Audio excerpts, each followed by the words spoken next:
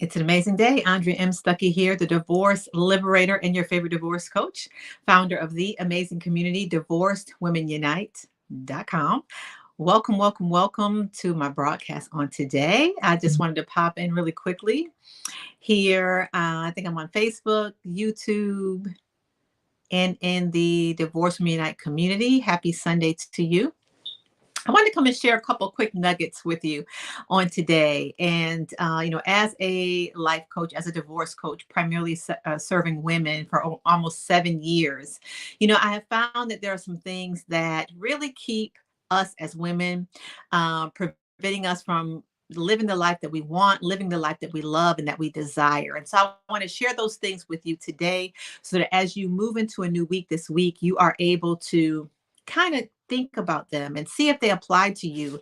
And perhaps you can implement some of the tips I'm going to give you today on how to help you really begin to live the life that you want.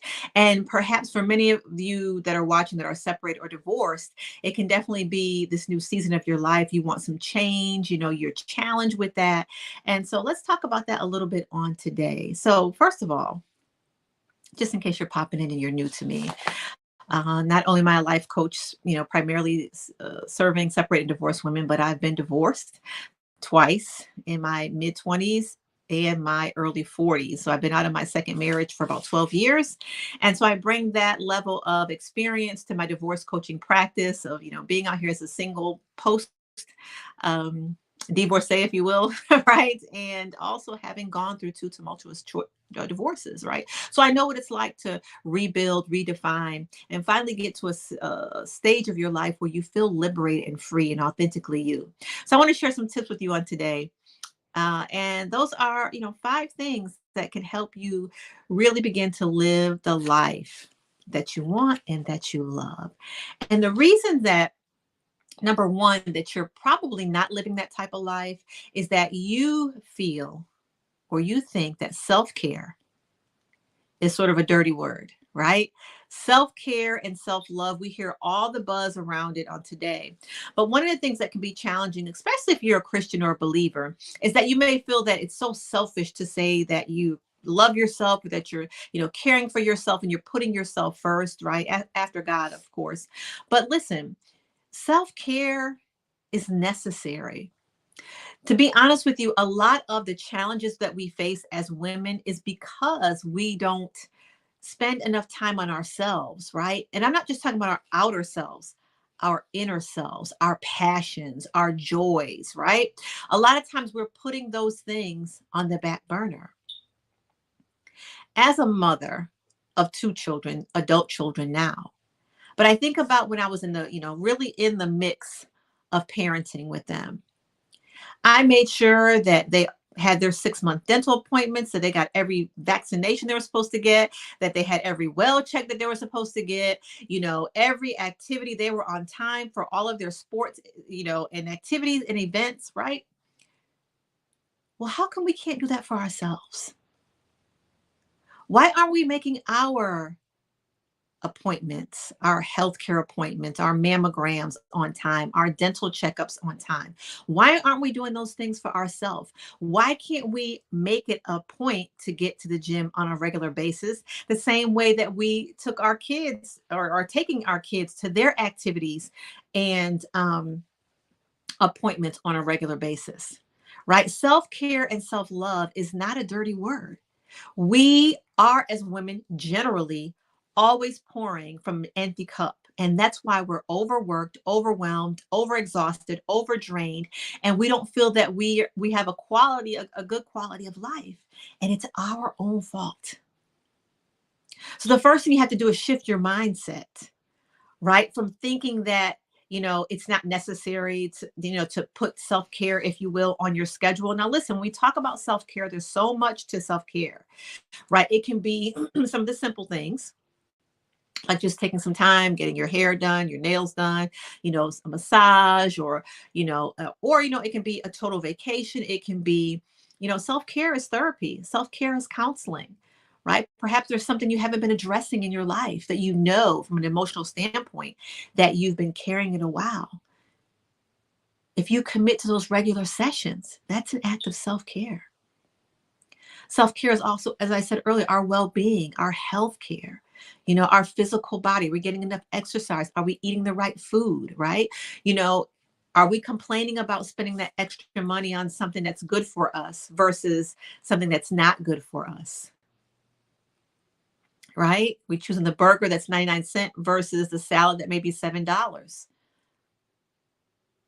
It's a mindset shift, right? But one of the reasons that you're not living the life you love is because you think self-care and self-love are sort of dirty words or maybe overused, or you don't feel a need to have them in your life. Number two, your schedule does not reflect your priorities. And I went into this a little bit already. When we think about our schedule for the week, that today is Sunday of this taping, right? You're moving into the week. You probably, if you have children, you're definitely thinking about where they need to be, what do they have to do for school, what are they wearing, whether it's uniforms, clothes, lunches, right? Activities. Do they have fees, book fees, things that need to be paid? But what about you? What do you need that's on the schedule? And a lot of times our schedule reflects our priorities, and our schedule does not have us on that schedule. That means we're putting ourselves on the back burner and we're not making ourselves a priority in our own life. Think about it. I've been there, and occasionally, if I'm not careful, I can fall back into it. I have to be very intentional and proactive about scheduling and prioritizing myself in my own life. This is real talk, right? So I'm talking to you, but I'm talking to myself as well, as a reminder, as a refresher. I just came off this week of a couple of days alone and away. Very, very necessary, very, very important. And again, there's levels to this, right? But I just want you to think about your schedule for this upcoming week or the next couple of days. Are you on it? Right? Because your schedule will reflect what your priorities are. Point number three, your spiritual well-being is put last. Right. So as a believer, I understand the importance of prayer. I understand the importance of communicating with God and, maybe having a devotion time, however you choose to do that. But a lot of times we put that last. We jump out of bed really quickly. We put our clothes on, we get our kids ready, and we're just flying off, into our day without any spiritual connection in the beginning. One of the aspects, or one of the things that I teach in some of my coaching programs, is something called 15 first. At least give yourself 15 minutes at the beginning of your day where you can sort of breathe. If you want to read something really quickly, pray, meditate, but at least 15 minutes to kick off your day. Aren't you worth that?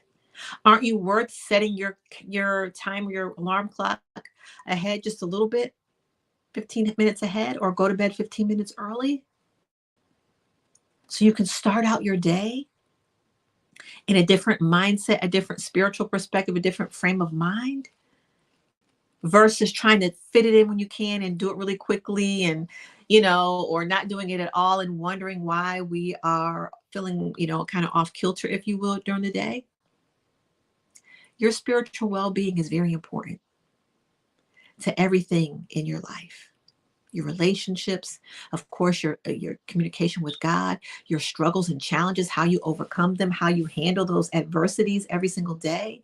It's so very important. So I want you to think about, when are you putting that time in? And if you're doing it, great. That is absolutely great. Kudos to you. Stay consistent with it. Right? Stay consistent. Number four, we're talking about some of the things that are preventing you from living the life you love. You lack boundaries. You don't like to tell people no. You don't like to disappoint people. But one of the things I've learned is that I rather disappoint other people than disappoint myself. So when I've made commitments to myself, right, I need to honor those commitments first. So if I say I need 8 hours of sleep, which I do, but I don't get 8 hours of sleep, but it's not because of other people, right? Let me use this example. If I say I need 8 hours of sleep and someone calls me and I'm getting ready to go to bed, if it's not an emergency, I'd rather disappoint them then disappoint myself in my commitment to myself that I need to get 8 hours of sleep, understanding how important that is to my life, what I'm doing, my well-being, and all those different things. Whatever the reason is that I made that commitment to myself in the beginning, right? It's okay to say, no, no, not right now, maybe another time. Thank you for asking, but maybe next time. That doesn't fit with my schedule. Whatever that response needs to be, it is okay. And you will feel so much lighter, right? I actually teach a class on that, helping women, learn the dialogue and the language to respond, where they don't feel, where there's no real pushback from the other party. And also that they can feel comfortable with it without saying it, in a nasty way or an attitudinal way. But I teach women that in my Building Boundaries masterclass that I offer from time to time, right? It is okay to say no, and you're going to find that you'll be a little bit closer to living that life that you want if you learn to create boundaries in your life and you learn how to say no. And also, sometimes you have to create boundaries for yourself, right? Sometimes you have to set boundaries and limits for yourself so that you don't go down paths or behaviors that can take you off course to the things that you want for yourself, right? That's a whole nother topic, right? And then lastly, you don't have a supportive circle. You've got to have support. You have to have positive, encouraging support around you at all times. If you're trying to do something different, if you're trying to move to another level, if you're trying to, live a happier life, and that life that you, ma'am, want to live or that you desire, to have in your life is unique to you, right? But you'll need support. Because whatever you're doing, whenever you're going through a change or a transformation, you're going to need people to encourage you and to support you, not to question what you're doing, not to tell you that it's not worth your time or your energy or your money or whatever the situation may be. You need people in your life who are headed in the same direction as you, who understand your process, who understand your dreams and goals and aspirations, and they're going to support you and give you the thumbs up and give you the accountability that you need and tell you that you are doing the right thing. But more often than not, we are surrounded by people who are negative Nancy's, negative Nathans, crabs in a bucket, who will pull you down the minute that you share something positive with you. And listen, if you have a supportive circle, great, stay where you are, expand it, right? But if not, it's time for you to step out and meet some different people, maybe go to some meetings, conferences, get online, join some different groups. You'll be surprised at, how powerful the online space can be in terms of even connecting with people in your own area with similar interests. Right. So I just wanted to pop on today to just share with you some reasons why you may not be living the life that you love. And listen, there's not much more time left in this year. I'm sure that you have set out goals and aspirations for yourself at the beginning of 2022. But listen, it is never too late. Don't throw in the towel. You do not have to wait for 2023 to accomplish some of the things that you want for yourself. You can get started right now. Every single day is a new opportunity to begin again, to start fresh, to wipe the slate clean. Don't be discouraged. You are more than a conqueror. You're more than an overcomer. And no matter what space you're in, if you're that newly separated or divorced woman, listen, give yourself that time that I told you that you needed. Take good care of yourself. That is most, important right now in this season. Because your body, your mind, and your spirit is going through a ton of changes. And so you have to be gentle with yourself during this season. You have to be gentle with yourself. For those of you who are not in the, in a major life crisis or change, I want you to think about one of those goals that you set for yourself at the beginning of this year.